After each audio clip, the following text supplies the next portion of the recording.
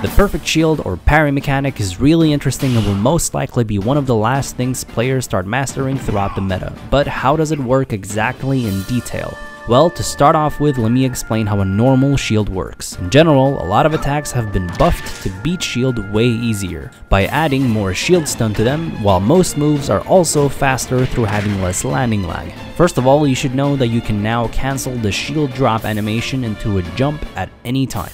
You should also know that releasing a shield is now 11 frames. Shield grabbing has been nerfed. When hit stun ends, you cannot shield grab right away. Instead, your character will forcefully hold shield for 4+ more frames before starting the shield grab. And most grabs take about 6 frames to come out. 4 extra frames will also be added to shield dropping, but will not be added against item tosses or jumps out of shield. Jumping out of shield with an aerial is actually a faster option to punish shield pressure, as it takes 3 frames to get airborne, and some aerials are faster than frame 6.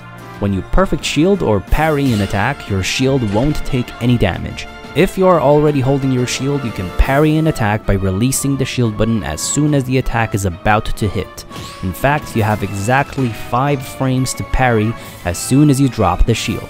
The rest 6 frames you are vulnerable. If you are not shielding and you want to parry, it's slightly different.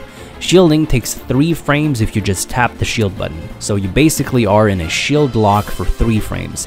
After that, it's the same. The next 5 frames allow you to parry, and the next 6 frames you are vulnerable.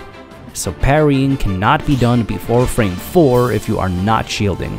Parrying freezes the attacker for exactly 11 extra frames than hitting a shield would have frozen him for. Parrying freezes the defender for exactly 8 extra frames, which is 3 less extra frames than dropping a shield, which once again is 11 frames. This means that during the parry you gain 3 frames extra to punish the opponents as a reward. And because there is a bit of freeze, it gives you time to react with what you should punish with, as well as it gives the opponent time to react with DI. During the parry, you can buffer anything from a run to a jump to an attack. The fastest option out of a parry should be a grounded move. If you parry a projectile, the opponent won't suffer any freeze. Now, in terms of multi-hits, it is completely dependent on the multi-hit itself. Some moves like Meta Knight forward air or Fox down air have no window at all to get parried after the first normally blocked attack, since the moves come out way too fast, and if you release, you'll get hit rather than perfect shield. This is also because of the amount of shield hit stun that these moves might have.